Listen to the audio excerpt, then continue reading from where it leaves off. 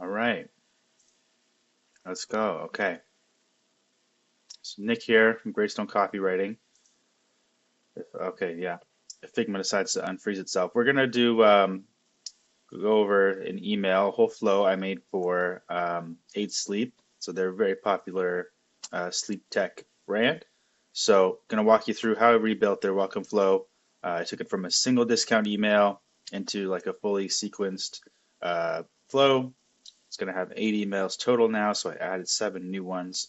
So I'm going to show you what was missing in their current setup, why it matters for a premium product and brand like theirs, how to properly build this welcome flow, or how a properly built welcome flow can drive more revenue, especially without using, um, you know, obviously you're not spending anything additional on discounts or ads, but you are making more revenue. So I don't work for 8 Sleep. I just subscribe to them. This is like a free audit, some free work I did for them because I noticed there was a big opportunity. They get like a lot of traffic to their website, so this would be this would be big for them if they implemented this. So what is a welcome flow actually supposed to do before we dive in case you don't know? Um, it has two core jobs: to convert new subscribers and then prime future buyers if they don't convert and build a good relationship with them. So this is the most engaged moment a subscriber will ever be, when they're first signing up to your brand. So you really want to take advantage of that. 8 Sleep's current welcome flow. So right now they have one email, like I said, and I'll show you actually right now. Might as well take a look. So this is the first email, which is honestly not bad looking. I like it. So it welcomes them, call to action above the fold. It's nice. Showing appreciation. The button is a little small, I guess, but that's whatever. And then they give them their discount right here. So I don't know if that's technically above the fold, but at least it's not all the way at the bottom. Um, so they talk a little bit about their product, review, call to action again, and then some features. So overall, not bad. It's definitely not too long. Some brands say it's way too long, make it way too long. And then let's take a quick glance. So I wrote out the full welcome flow, but I only designed one of them. So this is the bestseller email that I designed. I have 3 variations, but I kind of stuck with the one on the right here as my final product. So we got a nice picture of their product in the background, moved the incentive all the way up to the top, short intro here, and then we just basically go over the products of this, or the features and benefits of this product. So they have about 3 main products, like the 3 main pods they're called, from what I can tell. And this one is just like the middle one, so I decided to use this one as the best seller. Usually it's how it works anyways. When you have about 3 products, it's usually the middle one that is the most popular. So I kind of remade this little infographic, or this little, like, they had this picture on the website, so I took that and I added all this up in here. And then I also made all these icons, which are just, the top benefits of this product that were mentioned by the actual reviews on the product. So we're not just making stuff up over here. And then I took the same features, little banner to throw at the bottom, which is nice. Because these are things that come up. People are concerned about warranty, financing, whether, how much risk they're taking. It's a lot of money. Am I going to like it? So good on them for already having that. That's good to have in there at the bottom all the time. All right, so let's just zoom back over here. So I don't know where I left off, but yeah, their current one. So they just have that one, right, that I showed you. And so, like I said, it's not bad. It's just that it ends before, we build trust, the product is fully understood. The person, when they first sign up, it's most likely they just found out about you.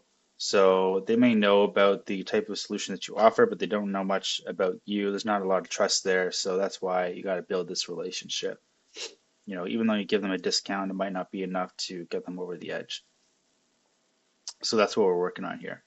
And especially, yeah, like I just mentioned, for an expensive, high consideration brand. Like this is like, I think this one's like $3,000 or $5,000. So it is a lot of money for most people. And so why is this a big problem? So like we said, again, they're not an impulse buy brand. You need to go cover all the bases before someone purchases. So it was a little bit just reiteration there. So what I built, we're going to go into all these emails, the 7 emails. So that one over there is the one I fully designed. So I would suggest, like, if they were to use this, just to keep email 1. It's not bad. Nice intro email. And then number 2, that's the one we just looked at, the design, the best sellers. I should say, yeah, bestseller plus the benefits. So I'm just going to quickly recap all of these, and then if you want to pause and read all of the copy, you can do that. I have all the copy in here if you want to kind of replicate it for your own brand. So the main goal is to reduce the friction and drive clicks. So when you have a bunch of products, or even have like more than one product, you just want to reduce the decision fatigue and kind of narrow it down for people. Because if you could present too many options, the people become indecisive. So normally, if you're showing bestsellers, you want to show no more than 3. 3 is pretty much the sweet spot. And in this case, where there's only 3 major products, they have accessories in that, but 3 major products, I just choose one. All right, so yeah, that's the main goal of this one. Basically, just to narrow it down, show the benefits to build the value of the product, get them over the edge. And then you can pause and read this if you want to. Email 3, brand story, very important to humanize the brand, to build that emotional connection. You want to be relatable to your customer.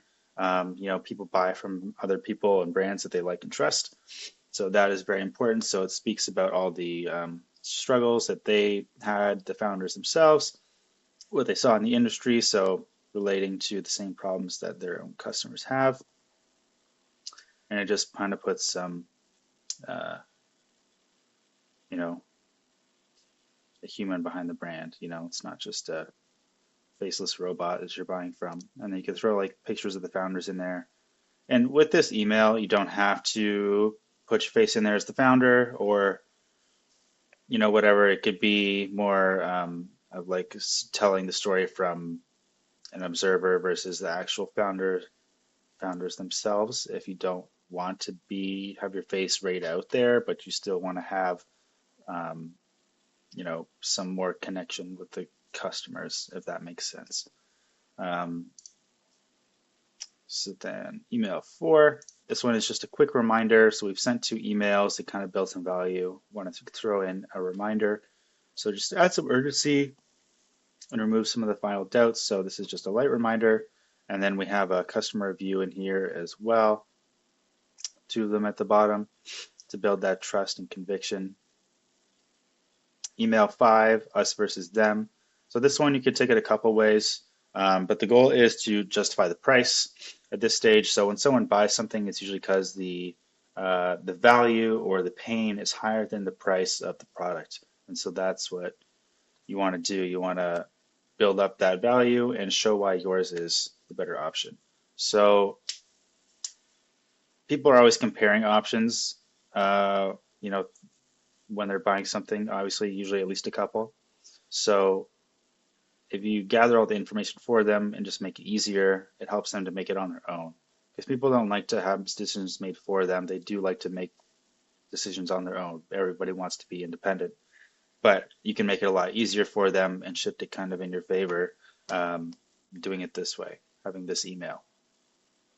So in this email, I kind of compare the product to other alternatives, not necessarily other sleep tech brands, but you can do either or. And so what I mean by that is I compared 8 Sleep to what is it? This is not a very good example. I didn't write it down very well. Where is it? I wonder if I missed something. Hold on. All right, so I took a screen grab from my Google Doc here so I can show the type of infographic I have envisioned for this email. So I have the features on the side and then comparing them to other options that people can use. So a lot of people use this product for temperature control. So you compare that to all the features that 8 Sleep has, to a cooling mattress, and to all these other things, right? So it makes it nice and easy and visual for the customer to, help weigh their options. All right. And then all of these were giving a reminder of the discount that they offered. So email 6, purely social proof on this one, just to reassure fence sitters and build some more trust and conviction in the product. It lets the other customers do the selling, which always works better than you trying to sell.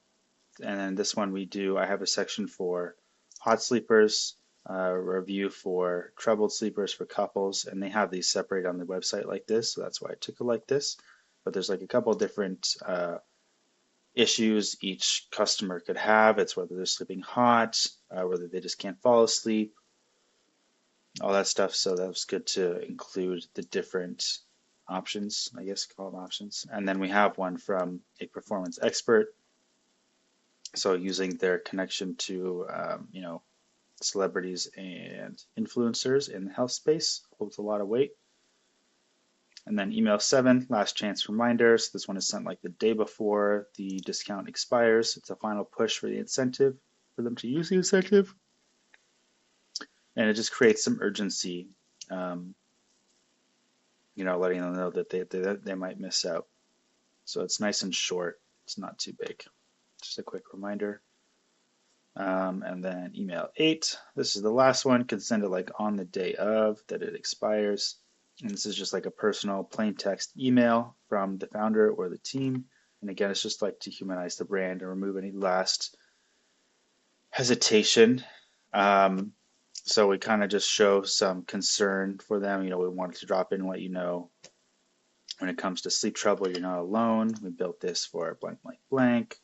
We understand where you're coming from. So just like acting like a real person and not trying to just push the sale. And people always resonate with that. So that is all those 7 emails we went over. I think we pretty much covered it all. Yeah. We'll go over the design a little bit. It's a pretty simple design though. We just blended the hero image with the body so it all flows very nicely. I kind of cut it off underneath this block section so it's not like a hard line cut off. It kind of flows through still.